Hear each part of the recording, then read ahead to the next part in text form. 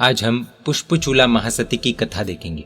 पिछली प्रस्तुति में हमने देखा कि किस प्रकार देवदत्त और अर्णिका के पुत्र के रूप में जन्म लेकर अर्णिका पुत्र आचार्य बने और रत्नत्रयी की आराधना साधना में जुट गए। इस प्रस्तुति में हम भरेसर में आती 16 महासतियों में से एक पुष्पचूला महासती की कथा देखेंगे और अर्णिका पुत्र आचार्य से महासती पुष्पचूला का क्या कनेक्शन है वो भी जानेंगे। बने रहिए इस वीडियो के अंत तक। प्रस्तुत है अर्णिका पुत्र आचार्य सीरीज का एपिसोड 2। अर्णिका पुत्र आचार्य जिन शासन की अद्भुत आराधना एवं प्रभावना करने लगे और समय के साथ वे वृद्धावस्था को प्राप्त हुए। एक बार विहार करते हुए आचार्य श्री पुष्पभद्र नगर में पधारे। पुष्पभद्र नगर में पुष्पकेतु नाम का राजा राज्य करता था। उस राजा की रानी का नाम पुष्पवती था। रानी पुष्पवती जिन शासन की सच्ची श्राविका थी। एक शुभ दिन पुष्पवती रानी ने एक पुत्र एवं एक पुत्री के युगल को यानी कि ट्विंस को जन्म दिया। बालक का नाम रखा गया पुष्पचूल और बालिका का नाम रखा गया पुष्पचूला। दोनों भाई बहन क्रमशः बड़े होने लगे। जुड़वा होने के कारण दोनों के बीच अत्यंत ही प्रेम था। वे हर चीज साथ में ही करते थे और एक दूसरे से कभी भी अलग नहीं रहते थे। बाल्य वय में अपनी दोनों संतानों को अत्यंत ही प्रेम पूर्वक साथ में खेलते हुए देखकर राजा ने सोचा, यदि विवाह के बहाने इन दोनों का परस्पर वियोग हो गया यानी कि दोनों अगर अलग हो गए तो वियोग की पीड़ा से ये दोनों ऐसे ही मर जाएंगे। इस प्रकार विचार कर राजा ने पुष्पचूल एवं पुष्पचूला के विवाह योग्य होने पर दोनों का एक दूसरे से ही विवाह कराने का निर्णय लिया यानी कि सगे भाई बहन का विवाह। पुष्पवती महारानी को यह निर्णय अस्वीकार था।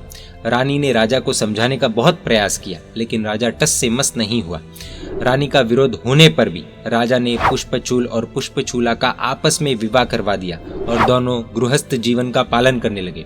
परंतु उनके जीवन की नींव ही पाप पर रखी गई थी क्योंकि उस समय सगे भाई बहन की शादियां नहीं होती थी, जिस कारण से रानी पुष्पवती को अत्यंत आघात लगा था और आखिर विरक्त बनी रानी ने जैन दीक्षा अंगीकार कर रत्नत्रयी की सुंदर आराधना की, जिसके फल स्वरूप पुष्पवती साध्वी जी समाधि पूर्वक मृत्यु को प्राप्त कर देवलोक में देव के रूप में उत्पन्न हुई। समय बीतने पर पुष्पकेतु राजा की मृत्यु हो गई और उसके बाद उनका पुत्र पुष्पचूल राजा बना और पुष्पचूला उसकी महारानी बनी। उस समय देव बनी पुष्पवती साध्वी ने सोचा कि मुझे किसी भी उपाय से अपने पुत्र और पुत्री के इस गलत कार्य को रोकना चाहिए, नहीं तो इस अनजाने में किए हुए पाप के कारण वे निश्चित ही नरक में जाएंगे। बहुत सोच विचार करके एक बार देव बनी पुष्पवती साध्वी जी ने पुष्पचूला रानी को स्वप्न में भयंकर नरक के दर्शन करवाए। नरक के दृश्य को देखकर पुष्पचूला रानी भयभीत हो उठी। भयभीत बनी पुष्पचूला रानी ने अनेक शांति कर्म कराए लेकिन फिर भी देव के प्रभाव से उसे स्वप्न में अनेक बार नरक के दर्शन होने लगे। एक बार पुष्पचूला रानी ने सभी धर्मों के आचार्यों को बुलाकर नरक का स्वरूप पूछा। सभी ने नरक का अलग अलग स्वरूप बताया। जैसे किसी ने गर्भावास कहा तो किसी ने दरिद्रता, परतंत्रता, रोग आदि की बात कही, लेकिन रानी को किसी की भी बात पर विश्वास नहीं आ रहा था। अंत में पुष्पचूला रानी ने उस समय पुष्पभद्र नगर में विराजमान अर्णिका पुत्र आचार्य भगवंत को नरक का स्वरूप पूछा। रानी ने स्वप्न में नरक का जो स्वरूप देखा था वैसा ही नरक का स्वरूप आचार्य भगवंत ने पुष्पचूला रानी को बताया। नरक के जीवों को परमाधामी देवता किस प्रकार के कष्ट देते हैं, उन सभी भयानक कष्टों का वर्णन आचार्य भगवंत ने सुंदर शैली में समझाया। आचार्य भगवंत ने बताया, नरक के जीव क्षेत्रकृत भयंकर ठंडी, गर्मी आदि की यातनाओं को सहन करते हैं। नरक के जीव परस्पर एक दूसरे को मारकाट करते हैं। नरक के जीवों का आयुष्य भी अत्यधिक होता है। पहली नरक में जगन्य से यानी कि मिनिमम 10,000 ईयर्स 10,000 वर्ष और उत्कृष्ट से यानी कि मैक्सिमम 1 सागरोपम का दीर्घ आयुष्य होता है। दूसरी नरक में उत्कृष्ट आयुष्य 3 सागरोपम, तीसरी नरक में उत्कृष्ट आयुष्य 7 सागरोपम, चौथी में 10 सागरोपम, पांचवी में 17 सागरोपम, छठे में 22 सागरोपम और सातवीं नरक में 33 सागरोपम का उत्कृष्ट आयुष्य होता है। आचार्य भगवंत के मुख से नरक के इस प्रकार के वर्णन को सुनकर रानी ने पूछा, भगवंत क्या आपने भी इस प्रकार का स्वप्न देखा है? आचार्य भगवंत ने कहा, नहीं। पुष्पचूला रानी ने आचार्य भगवंत से पूछा, तो फिर नरक के यथार्थ स्वरूप का वर्णन, एग्जैक्ट स्वरूप का वर्णन आपने किसके आधार पर किया है? अर्णिका पुत्र आचार्य भगवंत ने कहा कि जगत गुरु तीर्थंकर भगवंत ने अपने केवल ज्ञान के बल से देखकर नरक के यथार्थ स्वरूप का वर्णन किया है। तीर्थंकर भगवंत की उस वाणी को आगम ग्रंथों के रूप में गूंथा गया है और उन्हीं आगम ग्रंथों के आधार पर मैंने नरक के यथार्थ स्वरूप का वर्णन तुम्हारे समक्ष किया है। रानी पुष्पचूला ने पूछा, हे भगवंत, किस पाप कर्म के कारण आत्मा नरक में जाती है? आचार्य भगवंत ने कहा, महाआरंभ समारंभ, महापरिग्रह, गुरु निंदा, पंचेंद्र जीव की हत्या तथा मांसाहार आदि पापों के कारण आत्मा नरक में उत्पन्न होती है। आचार्य भगवंत के उपदेश को सुनकर पुष्पचूला रानी को खूब संतोष हुआ। कुछ समय के बाद पुष्पवती देव ने पुष्पचूला को स्वप्न में देवगति का स्वरूप दिखाया। पुष्पचूला रानी ने अन्य धर्माचार्यों को देवगति का स्वरूप पूछा, परंतु किसी ने उसे संतोषजनक जवाब नहीं दिया। आखिरकार अंत में वापस उसने अर्णिका पुत्र आचार्य भगवंत को देवगति का स्वरूप पूछा। पुष्पचूला ने अपने स्वप्न में देव भव का जैसा स्वरूप देखा था, वैसा ही स्वरूप आचार्य भगवंत ने पुष्पचूला को बताया। आचार्य भगवंत ने कहा, देवलोक का दिव्य सुख मनुष्य के सुख से परे है, इसलिए वाणी द्वारा उस सुख का वर्णन करना संभव नहीं है।